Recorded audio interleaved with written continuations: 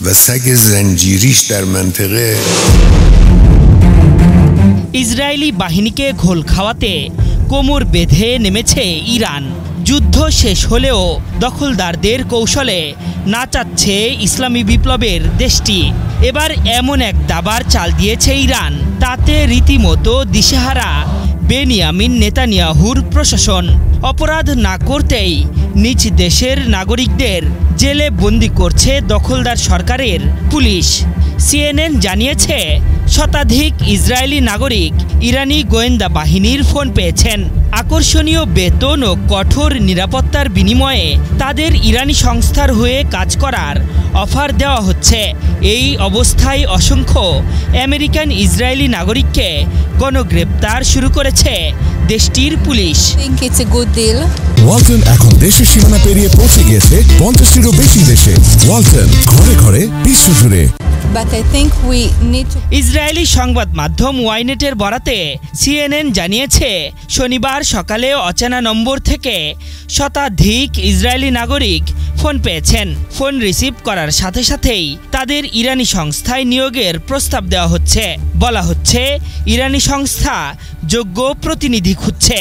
এর বিনিময়ে তাদের ভালো বেতন ও নিরাপত্তা নিশ্চিতের মতো লোভনীয় প্রস্তাব দিচ্ছে ইরানি বাহিনী।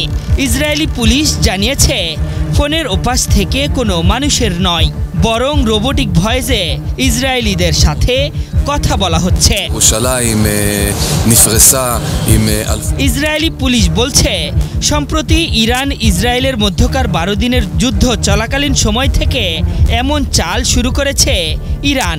মূলত এমনটি ইসরায়েলি নাগরিকদের মধ্যে আতঙ্ক সৃষ্টি করার উদ্দেশ্যে করা হয়েছে।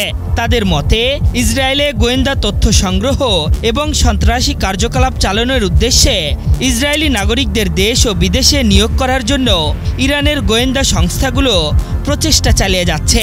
তবে এমন অভিযোগ নিয়ে ইরানি কর্তৃপক্ষ কোনো মন্তব্যই করেনি। ইসরায়েলি পুলিশের বরাতে সিএনএন জানিয়েছে দেশের নাগরিকদের মধ্যে নজিরবিহীন সংখ্যক মানুষ ইরানের জন্য গুপ্তচর বৃত্তির অভিযোগে গ্রেফতার হয়েছে। গত বছরের 7 অক্টোবরে ইসরায়েলে হামাসের হামলার পর এবং গাজা যুদ্ধের পরিপ্রেক্ষিতে ইরানের সঙ্গে সম্পর্কিত 25টিরও বেশি গুপ্তচর বৃত্তির মামলা তদন্ত করেছে ইসরায়েলি পুলিশ।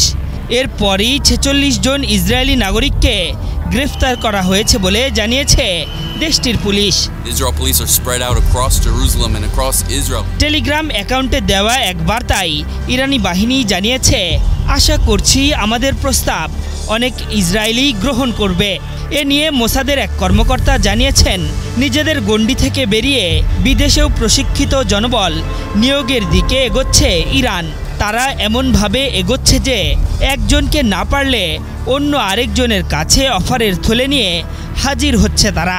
আর এটার ফলাফল নিয়ে তারা কোনো কিছুরই পরোয়া করছে না।